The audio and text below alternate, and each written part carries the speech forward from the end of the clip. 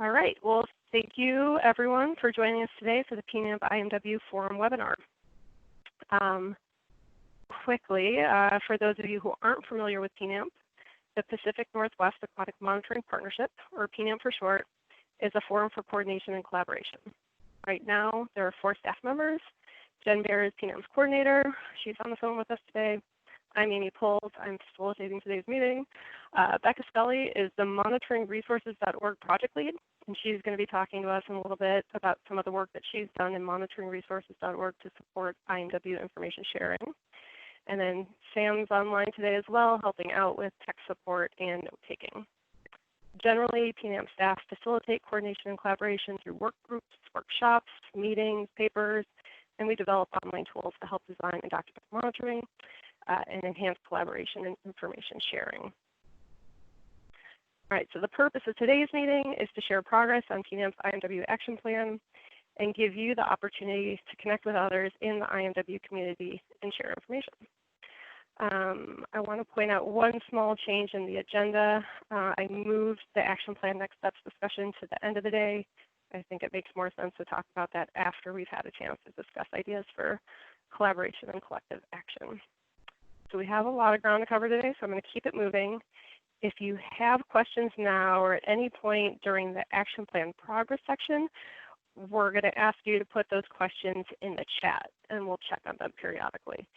After we get through this first section, we're going to have questions and discussion just like using the regular audio. But for this part, we're going to use the chat. All right. So PNAMP action plan. I know this is a busy slide, but it comes directly from the IMW action plan. It was built from recommendations that came out of the 2016 PNAMP IMW workshop. And in 2017 and 2018, PNAMP received funding from NOAA through Pacific States Marine Fisheries Commission to implement the PNAMP IMW action plan.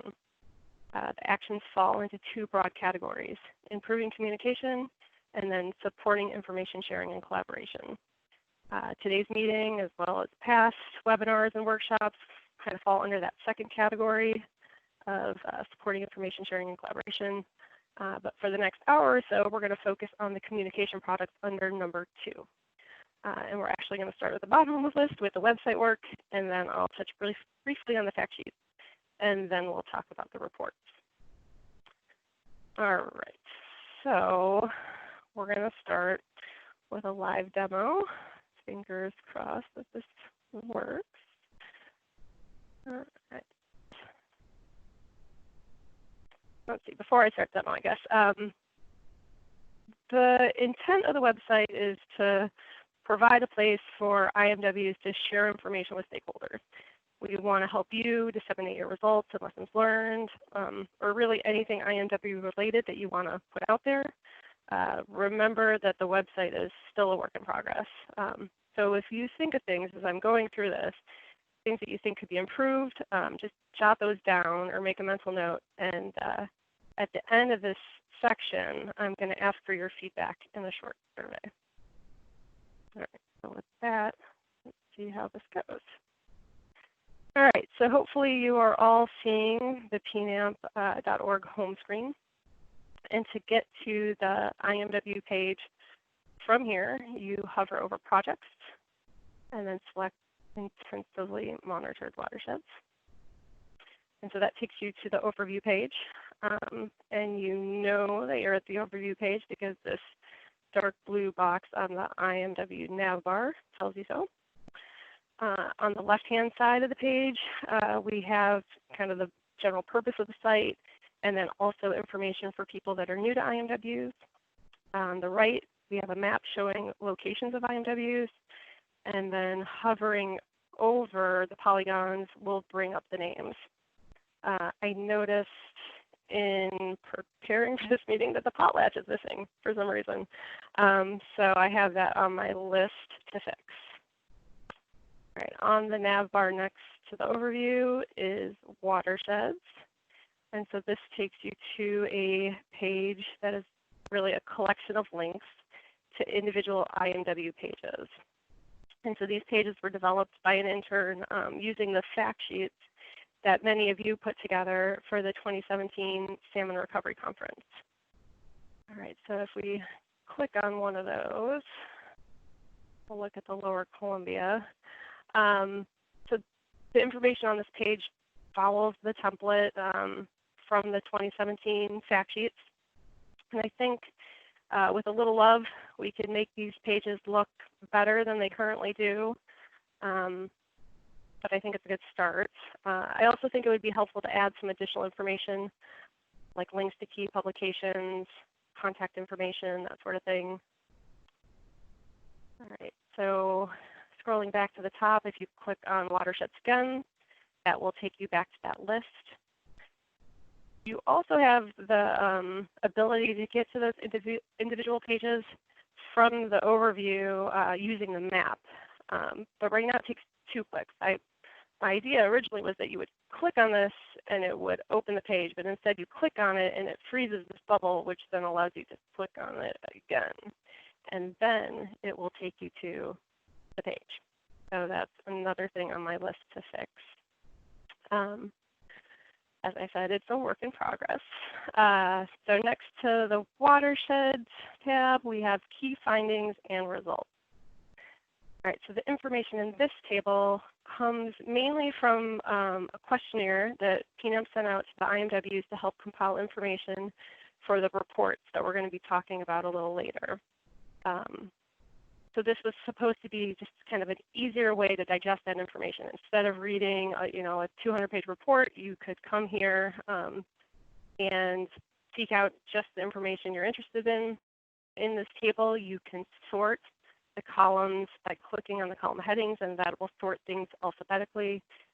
So right now, I think the way the information is displayed is just the way it was entered. So if I click here, I'm going to pull up all the stuff for the Asotin, and then that'll be followed by bridge, so on and so forth. If I click this again, it'll sort it in the reverse order. You also have the ability to search. So if I start typing Elwha, for example, it's going to pull up all of the key findings from the Elwha River IMW. And the filter works really quite well. And it is searching just the first 3 columns. And you have the ability to toggle them on or off. There's no, like leaving, I don't ever turn them off. There's no point. I think leaving them on works just fine. You're still able to find what you want. You can search by metrics. So if I type pool, I get anything with pool in it. If I add the S, I'm going to get just pools. And then you can see down here at the bottom left, you have the ability to download the information as a CSV file. All right. I think that is all I had to say about this. Oh, no, last thing. The information in the table came from the questionnaire, but it hasn't been reviewed, like since it's gone onto the website. So I would really like it if folks from the IMWs took a look at what we have on the website, suggest any edits, and then I would love it if we had like citations for each of these bits of information. I had an intern helping with this, and they did their best to find, a citation for each of these pieces of information, but they weren't always able to. So if the IMWs could help out with that, I think that would it'd be great to have an actual citation. Okay, so next key findings, we have lessons learned and best practices. This is a very similar setup to the previous table. The information also came from the questionnaire. The sort and filter features work in the same way.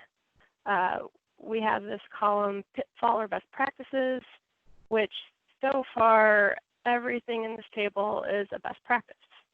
So if we find we don't really have pitfalls to share, then I would probably suggest we remove that column from this table since it's just kind of taken up space.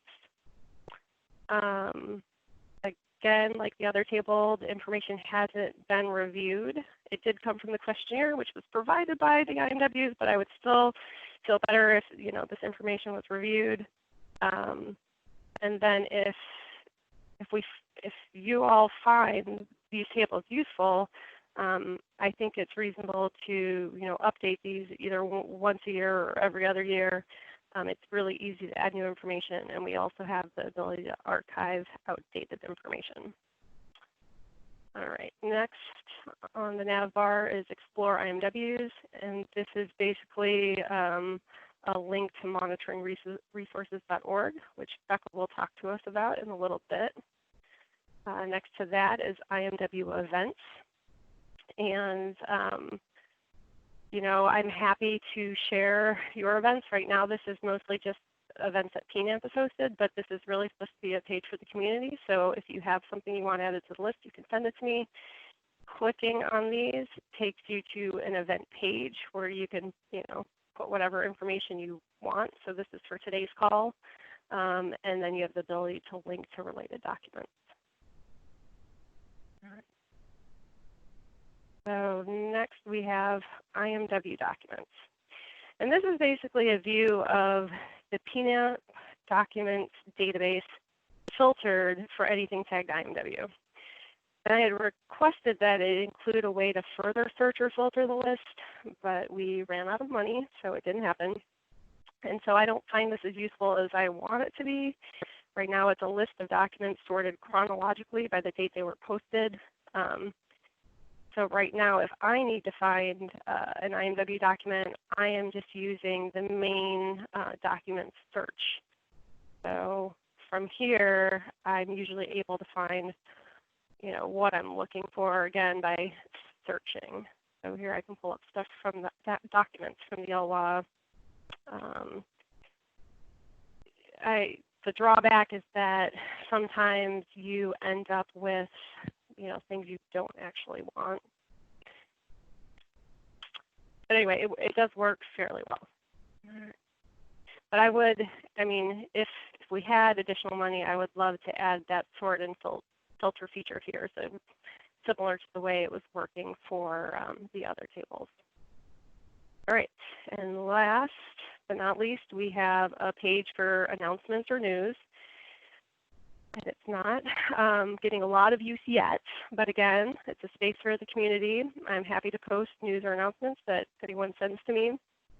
And I guess this is a good time to point out that, all over, the watersheds page, you saw there were these boxes, just like colored boxes, but they're actually, we have the ability to insert pictures into those. So I think we could make this much more interesting if I had pictures from the IMWs that I could plug in.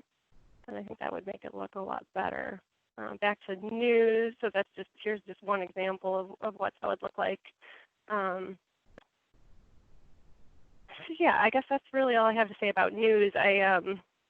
Stephen Bennett, I did see the email from you just before the meeting started. And so I think he shared something with me about low-tech process-based projects website, and I think that would be a perfect item to post here. So we can talk about that after the meeting. But that's basically the new-ish PNAMP IMW website. So I'm going to pause for a second and ask Jen, are there any questions in the chat?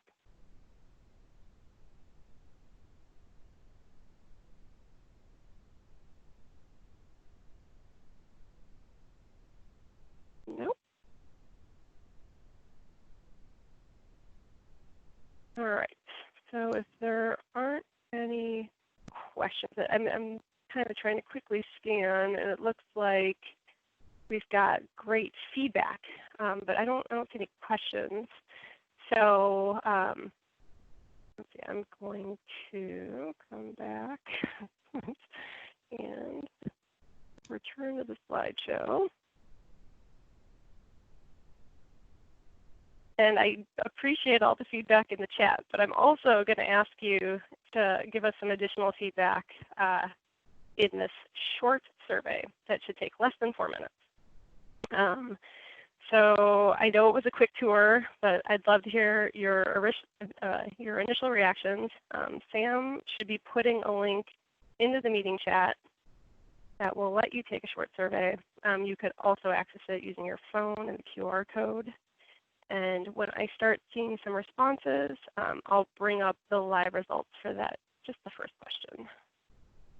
If everybody would just take a couple minutes to do that.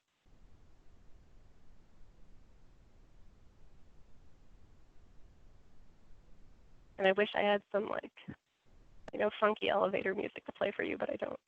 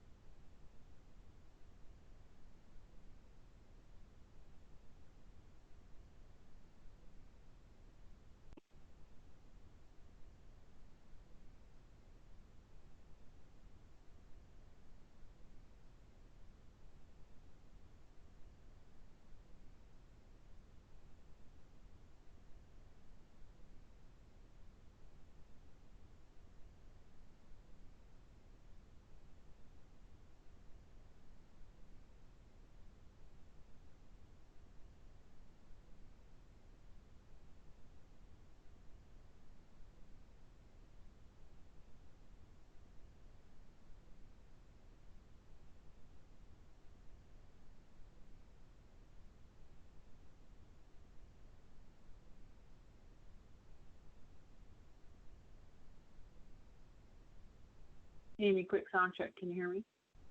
I can hear you.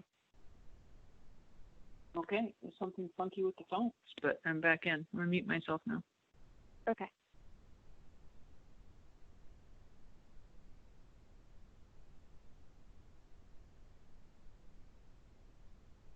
All right, so I'm going to give it just like one more minute. And, you know, if we will continue to collect feedback in this form. So even if we move on, don't let that stop you from filling it out.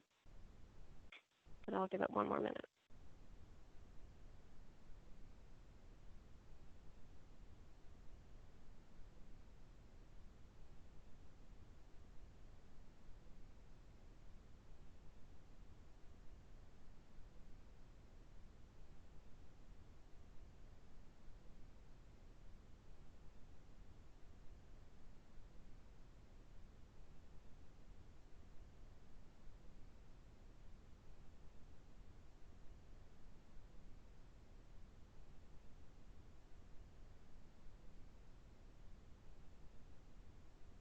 Okay. Well, it looks like folks are generally finding the website pages useful, which is great. It looks like there's some room for improvement as well. So we seriously appreciate the feedback. I mean, our goal is to make this useful for the IMW community, so having this feedback is critical. All right, move this off.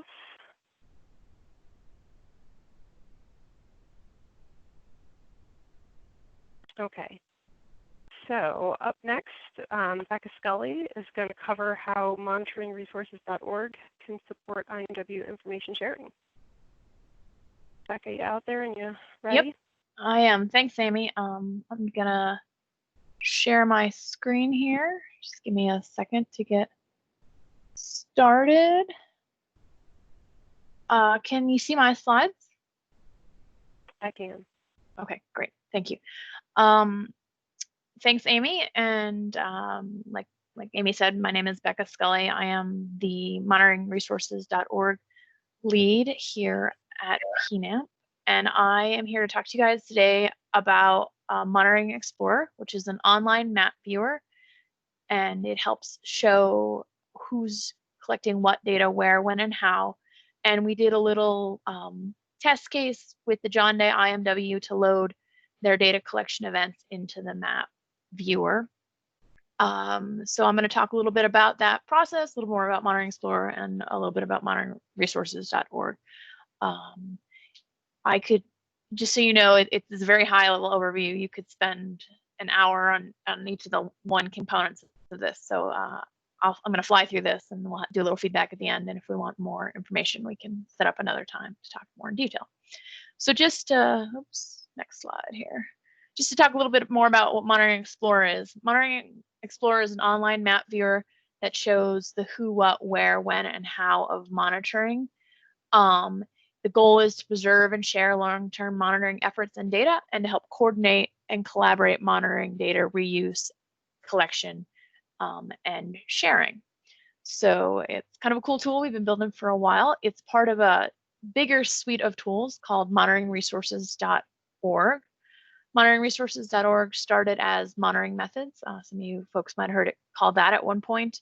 And it was a standard way, it was a way to standardize the proliferation of similar data collection analysis methods. So we can reuse methodology across agencies, tribes, organizations. And from there, it grew into a lot more. So we started with the methods, and now it's become a suite of tools to document your planned monitoring efforts. We encourage thorough documentation of metadata so that it's shareable and findable. Our goals are to make documentation easy and thorough, to enable discovery for collaboration and coordination, and help ensure long-term documentation around data, and help move more towards the idea of FAIR data. And FAIR is an acronym that means findable, accessible, interoperable, and reusable. So that was our goal with this suite of tools. It is many different things right now. It's not just methods. So this is a little more detailed picture of the components in monitoringresources.org. Each of these individual components has metadata fields within it that you can fill out. Some are required, some are not. You can then link them all together to build a really robust documentation of your monitoring plan, gather different monitoring plans and study plans into one program, so it's sort of organized and findable. And then once you get all of this documentation built in monitoringresources.org by walking through the step-by-step process, you can then connect it to a data collection event, and that can then be displayed in the Monitoring Explorer map viewer and discoverable and findable by other people.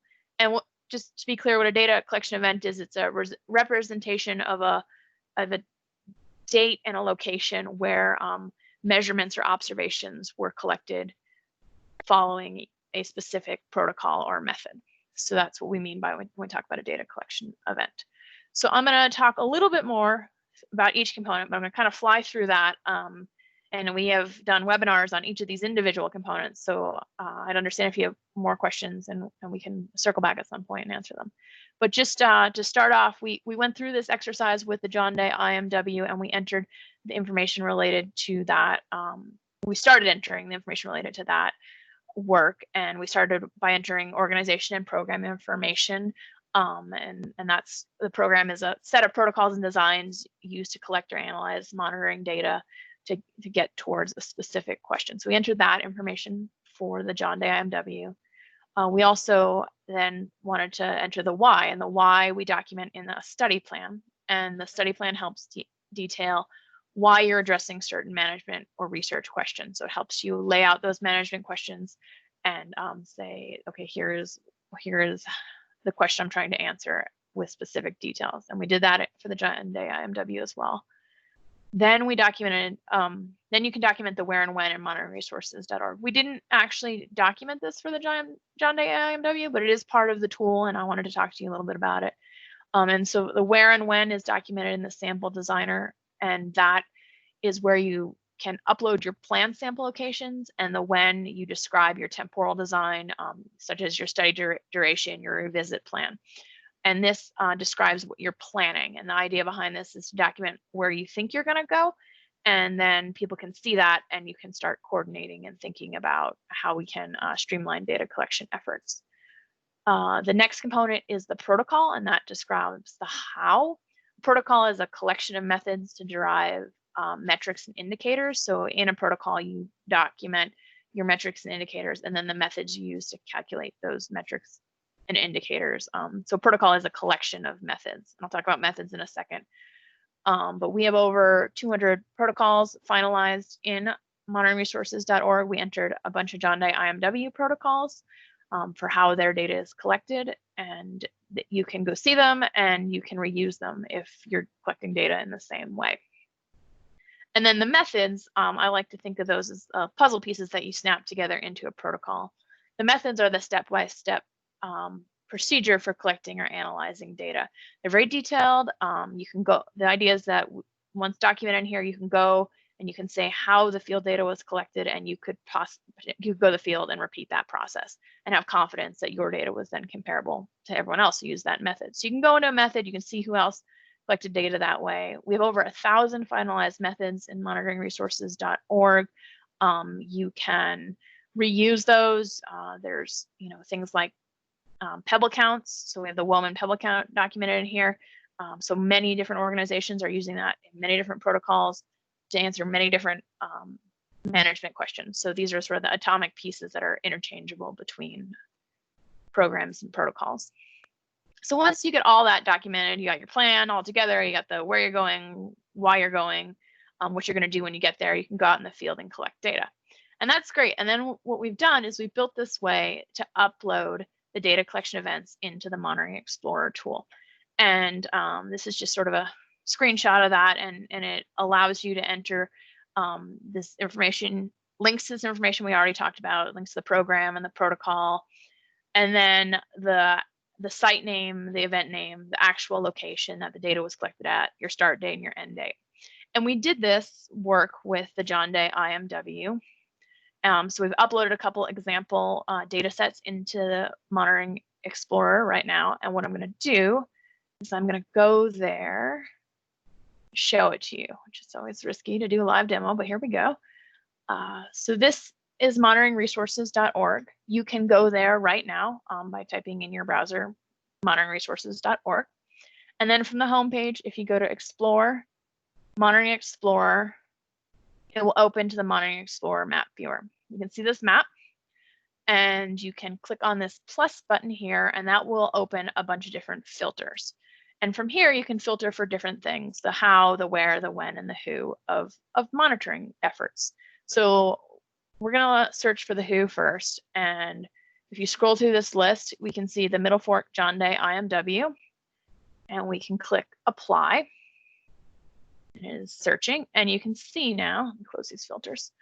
You can see now there are 377 data collection events that are attributed to that, to the John Day IMW. So if you click on that button, it'll zoom in, and you can click in more details.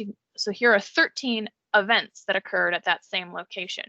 If you click on one of these individual events, you then get additional metadata about that event.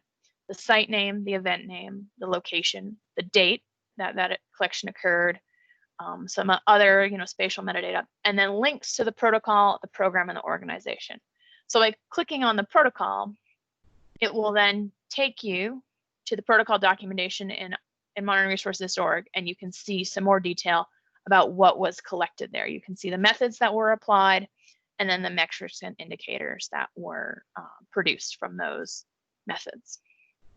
And then if you're interested in all of these different events, you said, oh, there are 377 of them, and I kind of want to get a little more detail, I want to look at them in a different way, you can come to the bottom of the screen here, and you can click on this plus button, and it will open a table of all the data collection events, again, linked with their different locations and dates in the protocols. You can export this as a shape file or a CSV file if you're interested in using that information in a different way. So let me sort of reset this view. So that's one way you can use the Monitoring Explorer to find data collection events. If you know the organization, you can search that way. So I'm going to clear this search. I'm going to show you one other way to do this. There are many other ways to skin a cat.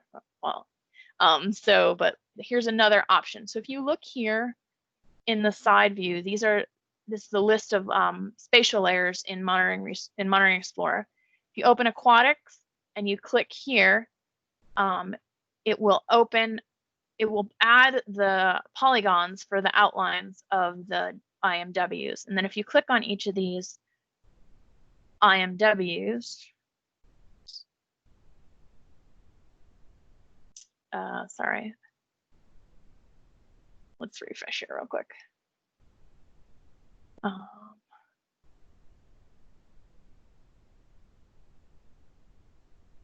Okay. Always a challenge with a live demo when you're not sure how your internet's going to be. And then if you click on one of these IMW outlines, you can then see some brief metadata about that IMW. So for example, this is the Potlatch IMW. And then if you want to say, okay, I am interested in finding some data about fish. I'm wondering if anybody collected any sort of fish data in my IMW. You can come here into the category and you click fish and apply, and it will apply those filters. Background.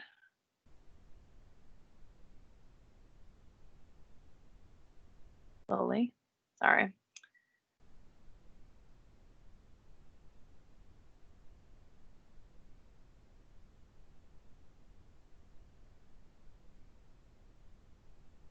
Okay.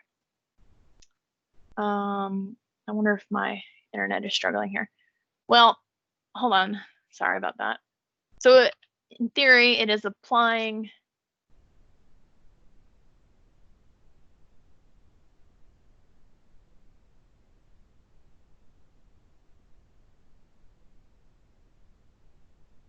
all right. Well, it would apply the filters and find all the data collection events related to that category. And then you could zoom in to your IMW and look at who's collecting. Oh, there we go. I did it. So then you can, turn on your layers and you can zoom in to an area. And you can see, okay, that within this IMW, these are all these data collection events that are occurring. And by clicking on a data collection event, you can see the metadata around it.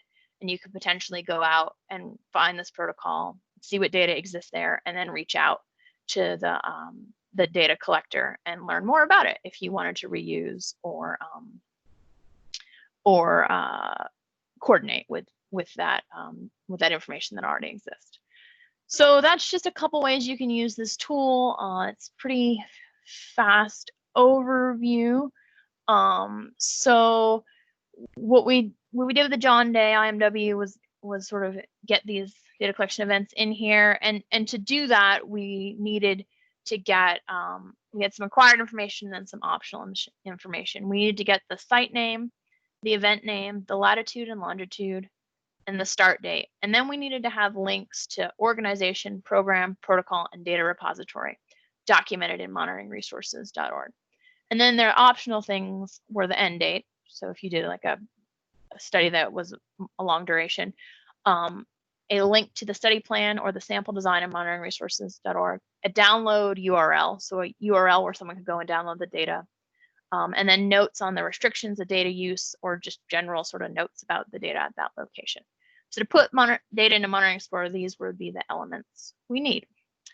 And with that, that's the end of my presentation. I'm going to turn this back over to Amy because we also have a poll that we would like to do. I'm going to see if I can open. Do I have to stop sharing, Amy? Oh, no.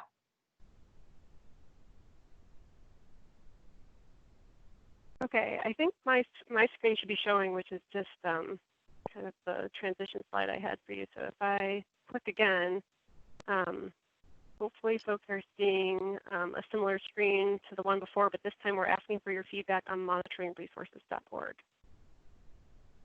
So again, Sam is going to throw a link into the meeting chat.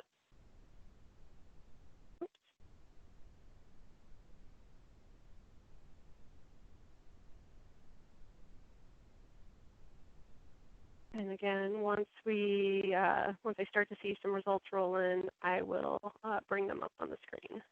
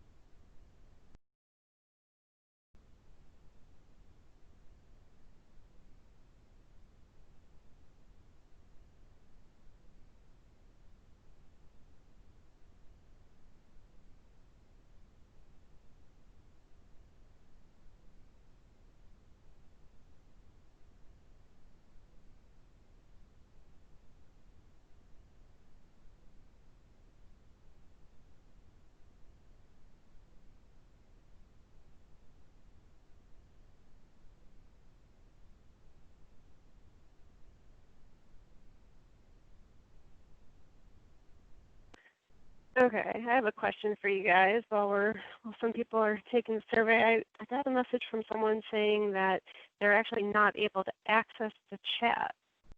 So I don't know if other people are having that issue as well. If you are, I apologize. I'm not sure why you wouldn't be able to access the chat. Everyone should be able to. I honestly don't have any recommendations. I don't know if Jen or Sam, if you have any thoughts on why folks wouldn't be able to get to the chat. I can do a quick Google search, Amy. Yeah.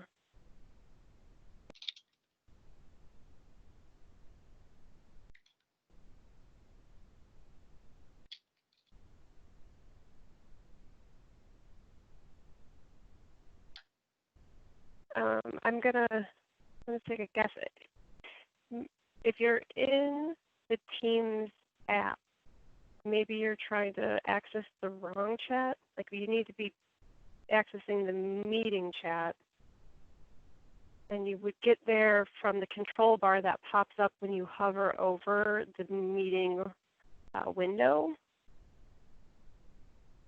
Do I have that? I think that's behind this. If I draw this away. So again, that's the control bar, and you need to click on that speech bubble icon to get to the meeting chat. I don't know if that helps.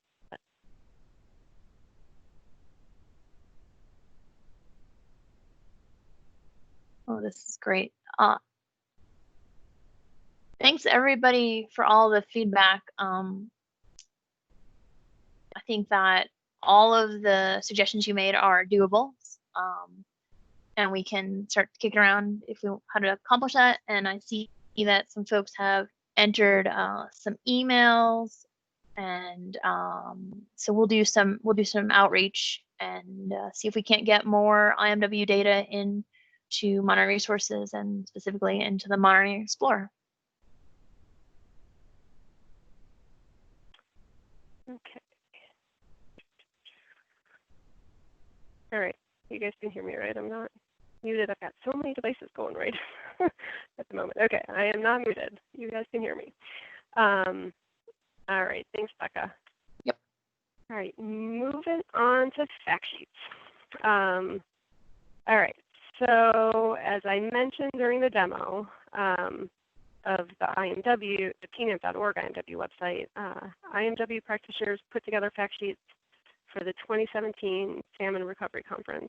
And PNAMP collected them, compiled them, and distributed them at the conference. And I'm not exaggerating when I say they were a huge hit. I think we printed 50 copies, I believe, and it definitely was not enough.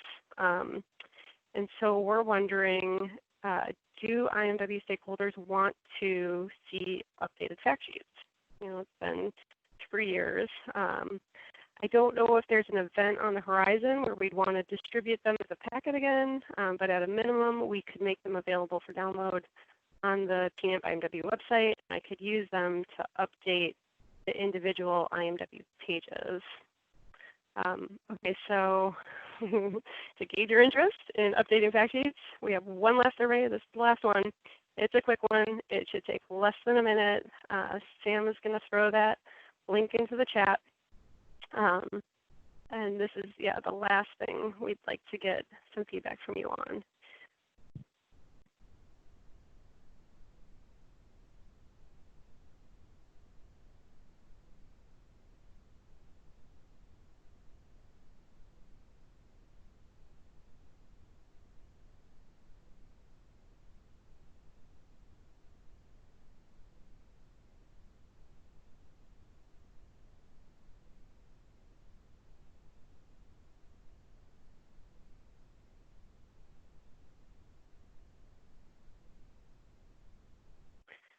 And I realize people who have never seen the fact sheets are at a slight disadvantage here, but I think you can get a general feel based on the individual IMW pages I showed you. And so far, it's looking like the overwhelming majority would like to see just minor changes. Very few people want to completely revamp them. Although I would say, if an IMW does want to completely revamp it, I think that would be okay. Looking through the previous packet, although there are common elements being reported, they certainly don't all look identical. Okay, so I think, again, there's a lot of folks on the call. There are people who would like to see new fact sheets, and then there are people that would need to make new fact sheets. So I will reach out to my list of contacts for each of the IMWs to see who's interested and what time frame would work for them. And I think, like I said, at a minimum, we'll get these up on the PNAMP IMW website. All right.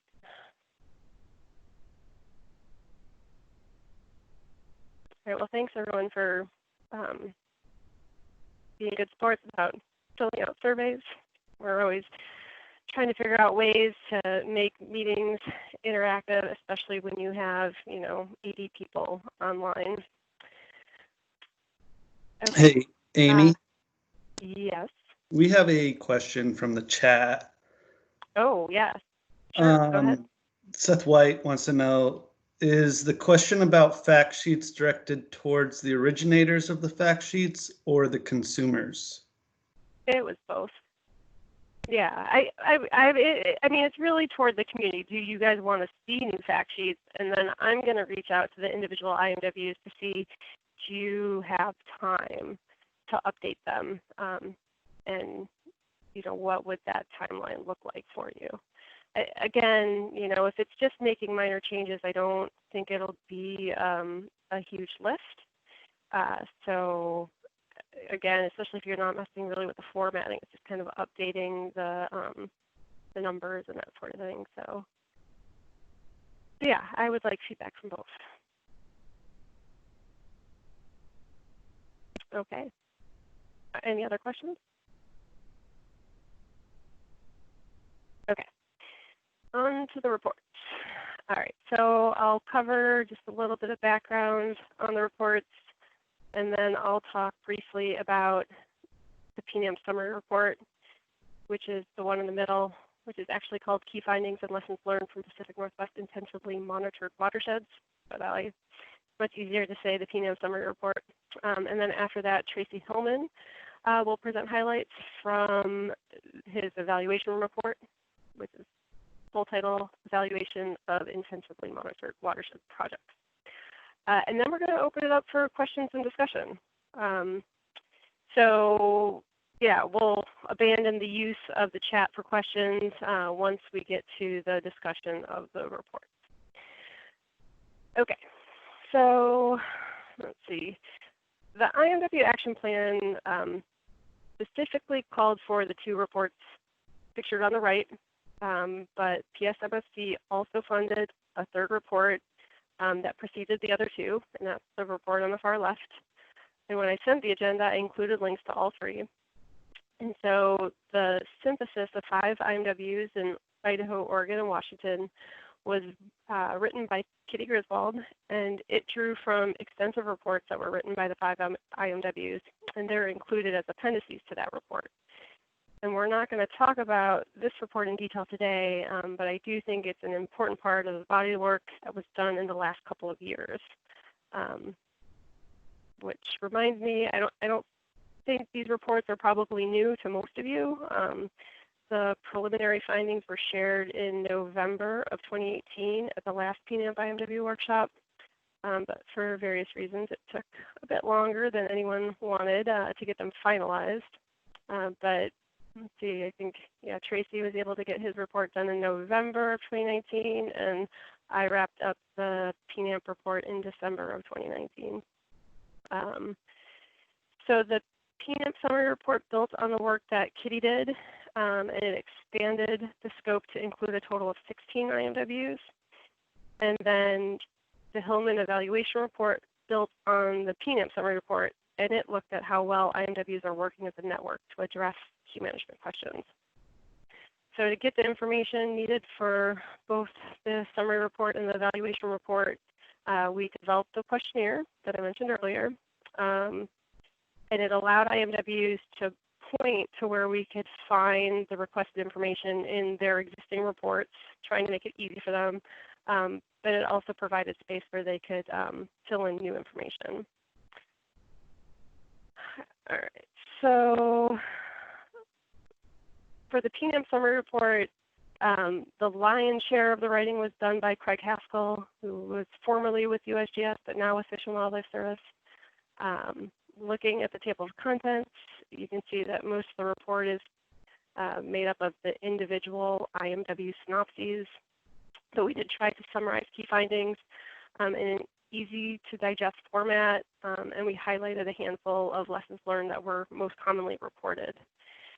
And I'm not going to spend a ton of time getting into the details of the report. You all have the link. I encourage you to read it if you haven't already. And today I'm basically going to give you the Cliff Notes version of the Cliff Notes version. So a very busy slide. It is a summary of key findings, and it's taken directly from the report.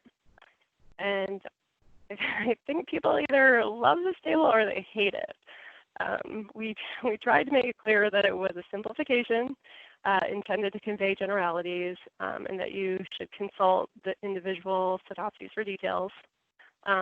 But I think the takeaway message from this table and the report in general is that the majority of IMWs demonstrated, some level of positive fish response in the time frame that they were measured.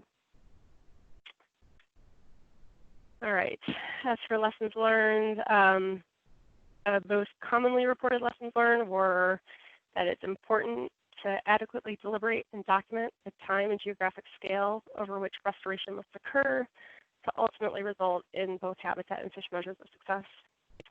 It's important to identify and address the highest priority limiting factors, factors. If the primary limiting factor wasn't effectively addressed, treatments targeting other limiting factors were insufficient to elicit a fish response. Consistent database management, funding for database management, and coordination of data is challenging but critically important. And then regular communication between IMW implementation team members is necessary to ensure that implementation of both restoration and monitoring is proceeding as planned, and any necessary adjustments are made on a timely basis. If you read the report, and I hope you do, there's many other wonderful tidbits of wisdom to be found. And as we saw earlier, the lessons learned in the report are also available at the IMW website in a sortable and searchable table. Right, so I'm now going to pass it over to Tracy Hillman to talk about highlights from the evaluation report. Are you out there, Tracy?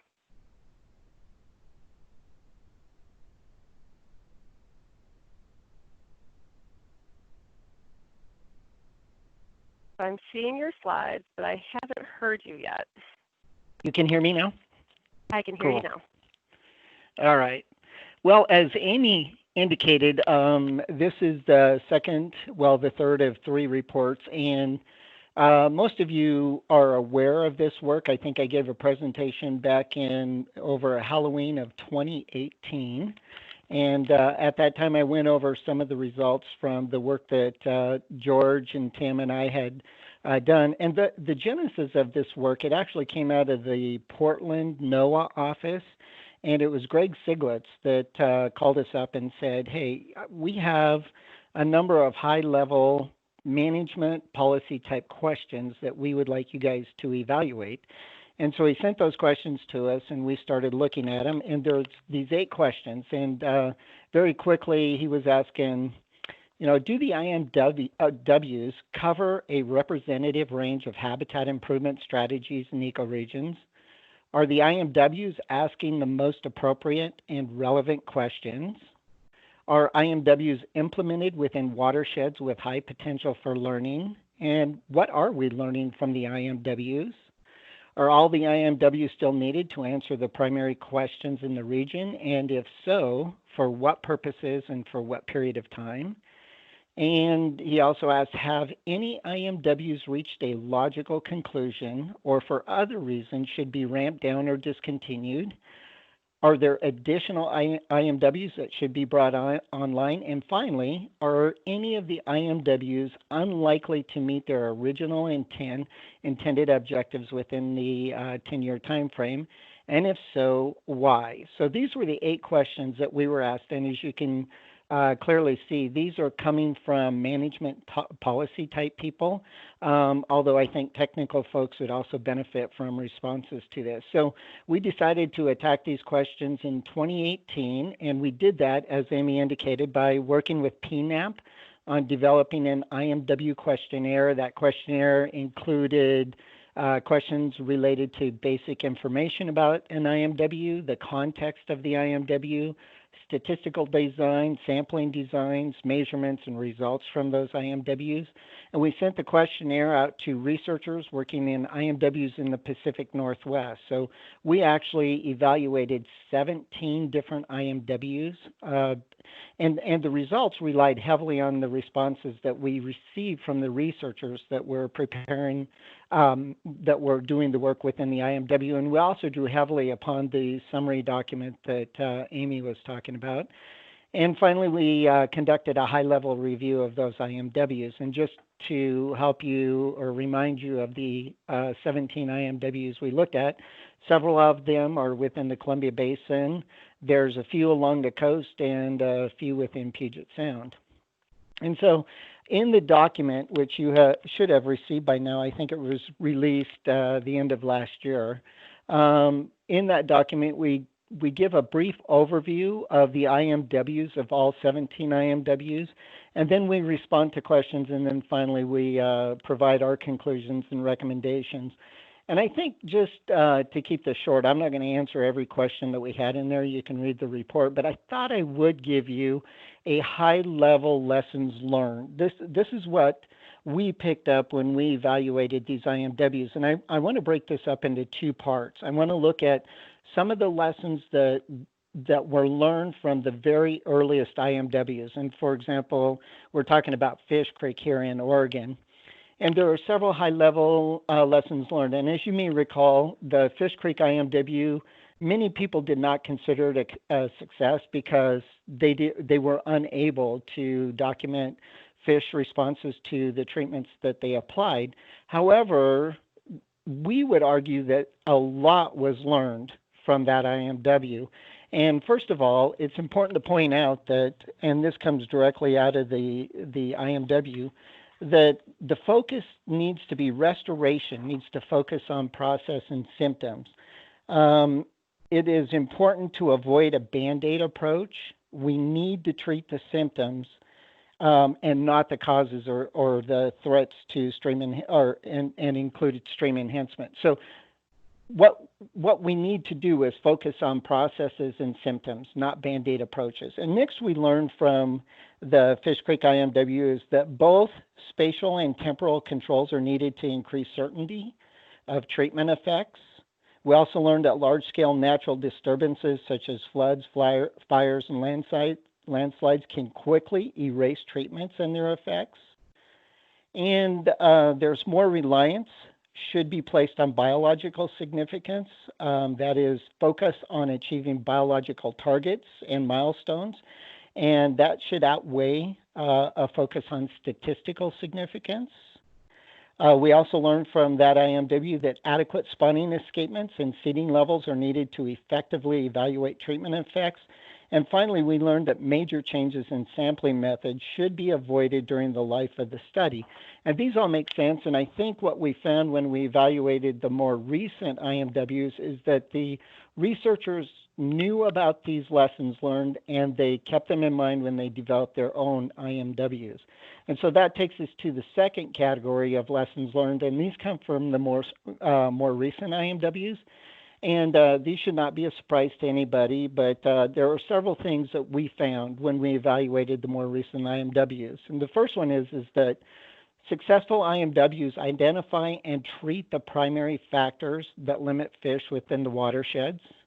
The treatments need to be large, and by large we mean by greater than 20% of the degraded habitat within a watershed. And I like the way George puts this. He basically says you need to go big or you go home. And then third, small watersheds respond more quickly to treatments than do larger watersheds. IMWs require robust, flexible experimental designs, and nested hierarchical designs allow evaluation of treatment effects at multiple spatial scales. We also found that IMWs benefit from long-term fish and habitat data series. The Keogh IMW is an excellent example of that. We also identified a lesson learned related to changes in controls and references, spawning escapements, and management actions can confound the IMWs. IMWs require extensive coordination and long-term funding. IMWs benefit from the use of life cycle models and adaptive management plans. The Asotin Creek and Potlatch and several other IMWs demonstrate that. And then finally, improvements in freshwater productivity may not always translate into increased spawner escapements. And so those are really the high-level lessons learned that we identified by evaluating the 17 IMWs. And all of that is explained in much greater detail in the document. So that's all I have, Amy, if you want to take it back.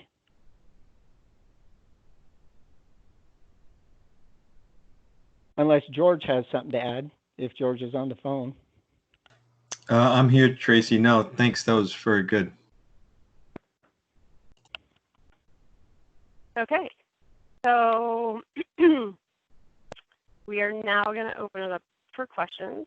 And I think first, let's focus on questions like specific to the reports, and then after that, we'll shift focus to adaptive management. So hopefully you can see my slide as it says, please remember to introduce yourself when speaking, and please keep yourself on mute when you're not.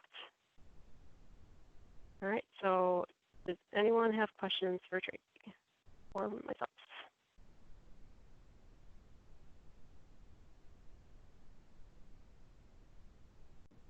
Yeah, this is Seth.